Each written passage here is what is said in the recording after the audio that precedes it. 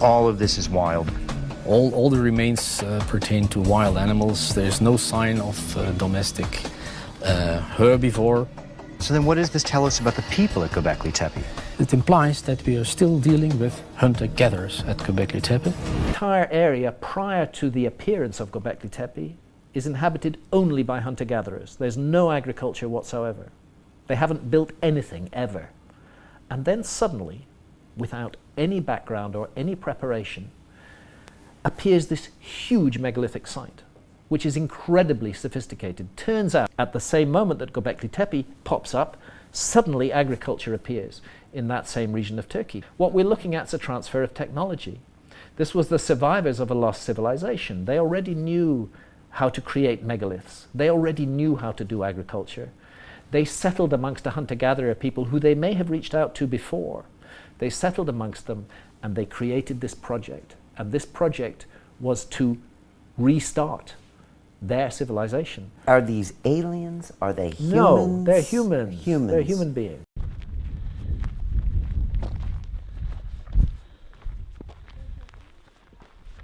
The suggested dates that are coming out via astronomy is around 9,400 BC, which conforms absolutely perfectly with the radiocarbon evidence that's come out from stuff that they've removed from the actual walls, which they believe was in situ from the time of construction. Oh, the ones that Graham showed. So we are here in a very exposed position on top of the mountain, the highest place here in the region. So it was clear. So they chose this place because of its visibility, the importance of the location. Yes, it was not hidden in some valley or in the plains, but it was on top of the highest mountain here, visible from all sides. We have this sense of a time capsule here. It's not been contaminated by later cultures. It was buried. Say again? Buried temples? Apparently so. These people went to great lengths to entomb these structures, and by doing so created a hill of 300 meters in diameter, as seen in this photograph before the excavation began. Mind-boggling. At Göbekli Tepe, only 6 of a possible 20 temples have been unearthed as of today. The tip of the iceberg, one might say. Down below, another 14 are waiting to see the light. And they're all following one main idea. The main idea is there are 2 very huge, 2 monumental pillars in the center of such an installation. There are enclosures, and the enclosure walls are surrounding them, and there are more pillars set in the enclosure wall. So we have the appearance is more of a stone circle than of a building. And it's quite clear that the monumental stone circles had not been roofed, so there was no roof. They had been open-air installations. These same era temples from 12,000 years back, unearthed at Göbekli Tepe, show 3 different styles of form. They have been categorized as B, C, and D, all with different patterns. For example, while the pillars at C form a spiral, the same at D have an elliptic pattern. There is also the fact that the surrounding pillars at said temples vary in number. The only similarity between the 2 are the facing twin T pillars at their respective centers. One might ask, what on earth do these T-shaped pillars depict? In the center of the whole story are the T-shapes, because we can understand the T-shape as a stilized human being. We can be sure because in some cases we have the arms and we have the fingers depicted.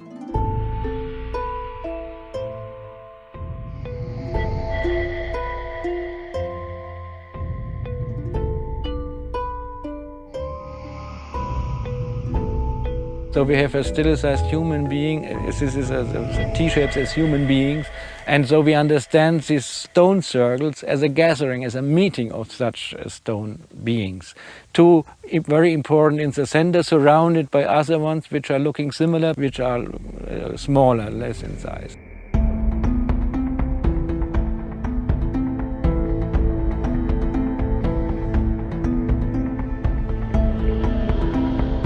This first gathering that laid the foundation stone of uncharted human history apparently happened at Göbekli Tepe. Then what are these pillars trying to tell us? So, and on these stone beings, we have very often carvings of animals or abstract symbols in combinations, in scenes. So sometimes they're acting on these pillars. So the idea is that these Stone Age stone beings telling us, or the carvings are telling us stories about them, what's going on. They are telling us myths of this time. At Göbekli Tepe, there is a symbolic statement passing us data from 12,000 years back. There is the depiction of abstract symbols, as well as vivid animal carvings of the fox, the boar, the crane, the snake, the spider, and the bull. The hieroglyphics of ancient Egypt, to our knowledge the birthplace of scripture, were also known as sacred signs and revolved around symbols. When we look up the word symbol from Old Greek symbolain, this is what we come across. In the broadest sense, a symbol is a device used as an identifying mark. A symbol is also the key to understand and recall the transcendental and timeless values it represents. But how does the human mind produce symbols?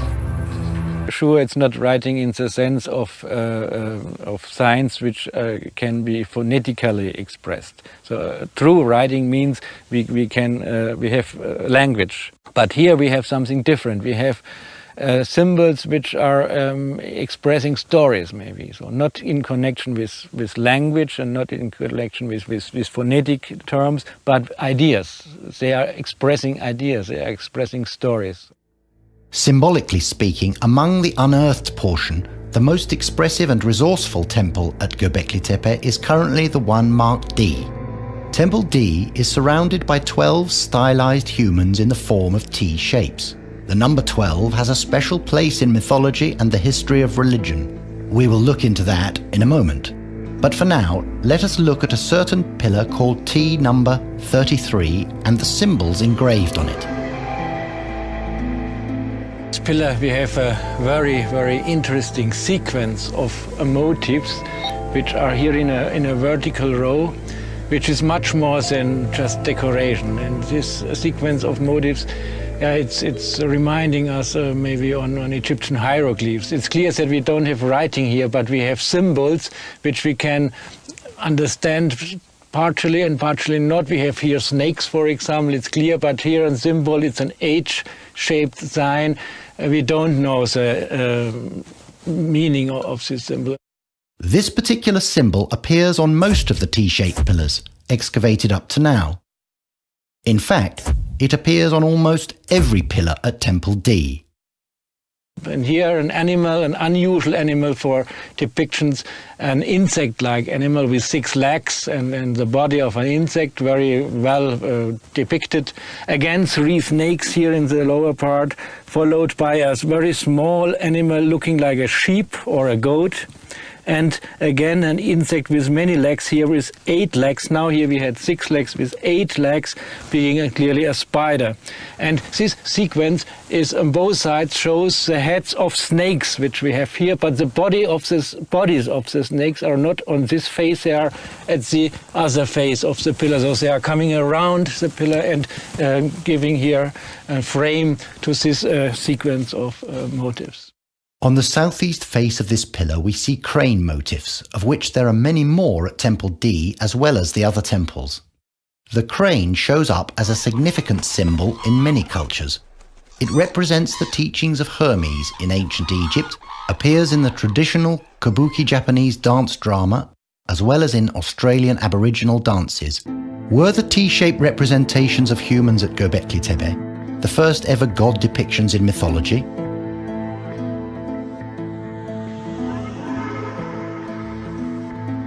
Resource literature claims that the Sumerians, as well as civilizations that followed, namely the Akkadians, Assyrians and the Babylonians, all show polytheistic character. There seems to be thousands of gods. However, when it comes to the pioneers of writing, the Sumerians, my own research begs to differ. The Sag-Bar tablet, written in both Sumer and Akkad languages. Let's hear what it says. Incantation, oath, insurmountable circle of oath. Insurmountable divine circle of oath. Heaven and earth's unaltered circle of oath. God is one and cannot be changed. God and man shall not be divided. Could the divine circle of oath be interpreted as the zodiac? The zodiac is considered the house of the 12 constellations astronomically, and astrologically home of the 12 signs of the horoscope. The zodiacal signs may not be exactly as they are today, but nevertheless the zodiacal signs were used at the dawn of civilization, which is described in the Vedas, the dawn of agriculture, because these were needed for the calendar, the 12 months of the year, the 12 Adityas, as they are also called, the 12 pillars, as they have been described in later mythology. These are very, very old indeed. Was the heaven's unaltered circle of oath, namely the zodiac constellations, known to humanity much earlier than the scientific estimates put forward today? Ancient wisdom as well as religion was onto the number 12 more often than not. The clock we use today is based on the number 12. The Chinese calendar evolves around 12 animals. The Hittites, who ruled in Anatolia 3,800 years ago, had 12 gods. 12 imams are the cornerstone of the Alevi faith. As per the Old Testament, the Israelites consisted of 12 tribes, and last but not least, Jesus surrounded himself with 12 apostles. With a 6,000-year head start, could ground zero for all these 12s be the 12 T-shaped pillars in Temple D at Göbekli Tepe? In this context, was Temple D the Earth's unaltered circle of oath in the Sumerian Sagbar text?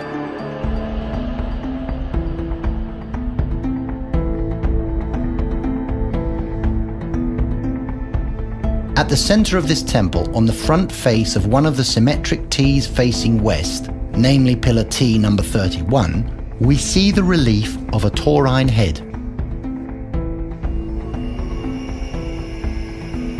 The bull head relief is on front face, about chest high. The bull, or Taurus, is also one of the 12 signs of the zodiac. One of the most significant cave paintings from circa 30,000 years back, interpreted as vivifications of hunting parties depicting taurine figures, can be found at the Altamira and Lascaux caverns. In many other cultures, we also come across similar taurine imagery. A wall painting at Çatalhöyük in Anatolia dating back 9,000 years stands out from the rest. Portraying another hunting scene, this same theme, the introduction of the taurine cult belief, can also be seen at sacred grounds on houses within the settlement complex. Fast forward 3,000 years, and the taurine symbol appears as a god in ancient Egypt, as Hathor the cow or Apis the bull, both bearing similar significance. The sun imagery between the horns is called the royal crown.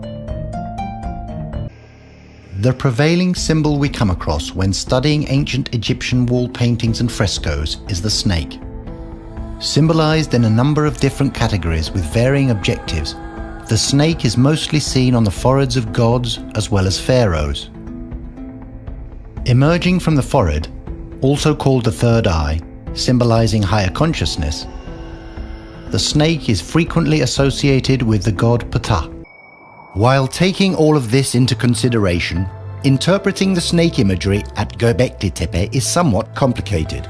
Some of the T-shaped human depictions snakes face downward, others look just the opposite way.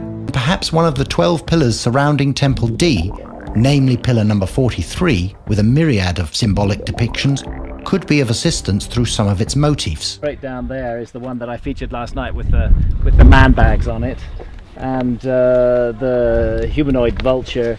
Unfortunately, the lower half of the stone has now been buried by the archaeologists, but you can see what it looks like because there's a full frame image of the stone on that board up there. The exposed part shows a bird carrying a sphere on its wings. Exactly beneath that, we see a scorpion. In this particular picture, there is the scorpion.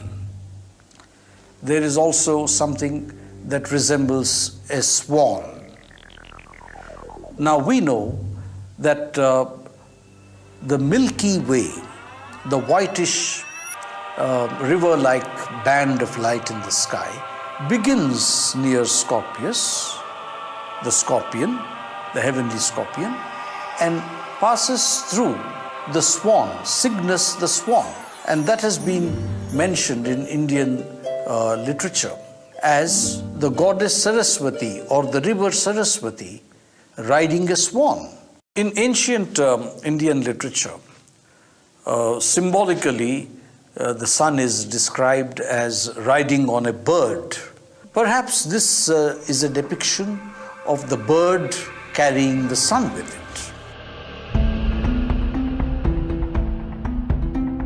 Numerous examples of the sun being represented as a winged disk were already found in Anatolia, Mesopotamia, and ancient Egypt. What are the odds for the depictions on this pillar being the forefather of symbolic celestial expression? Quite high, one might say. Cosmic dust of the Milky Way, the sun, Scorpio, but there are other striking symbols jumping out at us.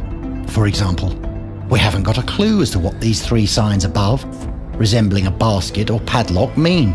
On the other hand, the H-shaped, twice used symbol to the right we have seen before. The most fascinating image we have yet to come across, however, is down below. A decapitated human image with a bird portrayal next to it. A similar figure was found at Çatalhöyük, dating some 3,000 years after its first appearance at Göbekli Tepe. But the interesting part is that this figure was also associated with a bird, the same as at Göbekli Tepe. And it does not stop here. There is one other remarkable aspect. While all the figures on the pillars surrounding Temple D face inward towards the two T-shaped pillars at the center, only these two figures face outward. Would it be too far-fetched to interpret this as the immature human with no intellect succumbing to his most primal carnal urges? Let's move on and see whether the pillars of Göbekli Tepe exhibit other human imagery. Yes, we have several sculptures depicting humans, but in the reliefs we have only two until now. At first we thought the reliefs always are depicting animals. For some years this hypothesis was working. Animals or symbols. But since 2006 we know there also can be included humans.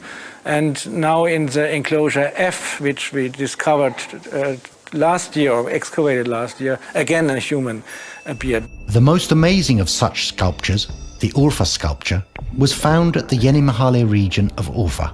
Up to this day, this is the oldest human sculpture ever found.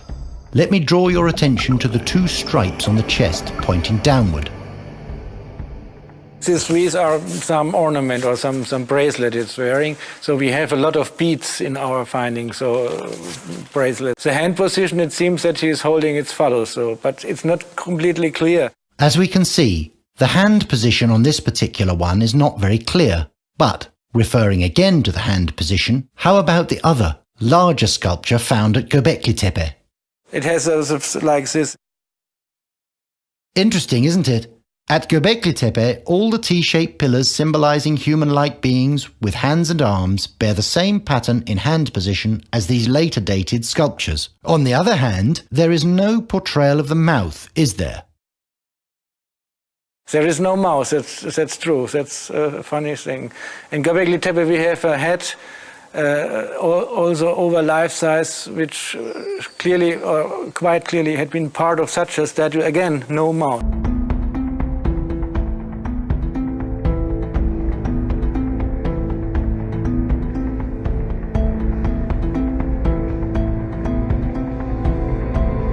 To comprehend something that was created by man 12,000 years ago is somehow tricky, especially if it has symbolic connotations.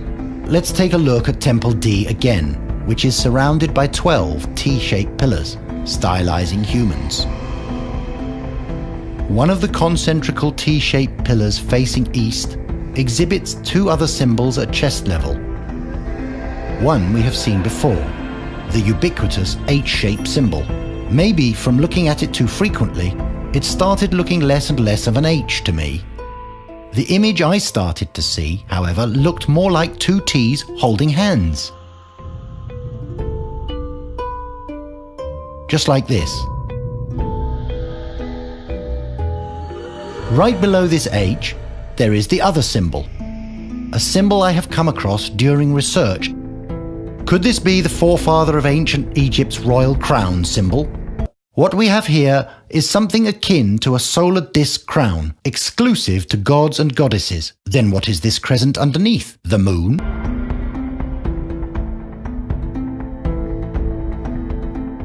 The solar eclipse is one of the most dramatic natural occurrences humans experience. The first historical record of a solar eclipse goes back to 760 BC. King Barakib of ancient Syria made sure that this natural phenomenon was recorded by engraving it on a sculpture, later found in Zinjirli, Anatolia. Other such records are found on Assyrian and Babylonian reliefs. Once again, we cannot help but ask, has the Göbekli Tepe solar eclipse prototype been left as a message for the future? And as the sun and the moon embrace one another in the heavens, do the two T's, by holding hands, mimic the same on Earth?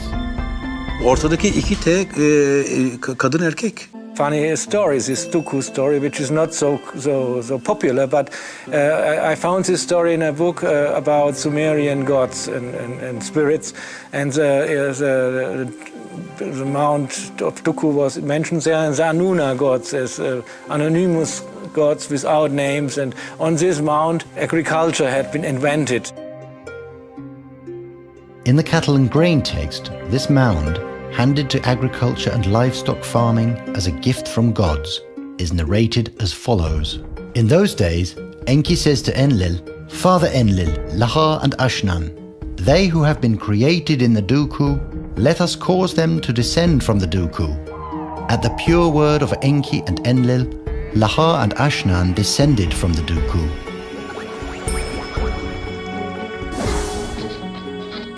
For Laha, they set up the sheepfold. Plants, herbs they present to him. For Ashnan, they establish a house. Plough and yoke they present to her. Laha, standing in his sheepfold, a shepherd increasing the bounty of the sheepfold is he. Ashnan, standing among the crops, a maid kindly and bountiful is she. Could it be possible that the temples of Göbekli Tepe are behind the legend of Laha and Ashnan, which has its origins in Duku? Perhaps those which the Sumerians accepted as gods were basically humans at a higher level of consciousness, displaying alternate awareness, having already reached a more developed level of evolution. Commenting on what might have existed and occurred before Göbekli Tepe is as hard as predicting the aftermath. Let's look at this clay figurine, 40 centimeters in size, found at a Neolithic settlement site near Adiyaman, which was built about 2,000 years after the temples were buried. This site is just 70 kilometers away from Göbekli Tepe. Could this small statue be a clue to the fact that the rituals have carried on? Perhaps we can draw the same conclusion from a clay vase found at Çatalhöyük. On this vase, we see a human figure with a T-shaped head. Can we deduce from this that 3 millennia after the temples were buried at Göbekli Tepe, there were people still keeping the belief system alive? Paintings found on walls of a holy site at Latmos, dating to circa 4,000 years after Göbekli Tepe was erected, give us a similar impression. Could the humans depicted in these paintings actually be the gods at Göbekli Tepe? The most similar complex to Göbekli Tepe is without a doubt the one on the Spanish island of Menorca. Built 5,000 years after Göbekli Tepe, it is as close to Göbekli Tepe as it gets. Nevertheless, there are no depictions or symbols on any of the T-pillars at that site. Could this site at Toralba Den Salort be interpreted as the living remnants of a belief system long lost?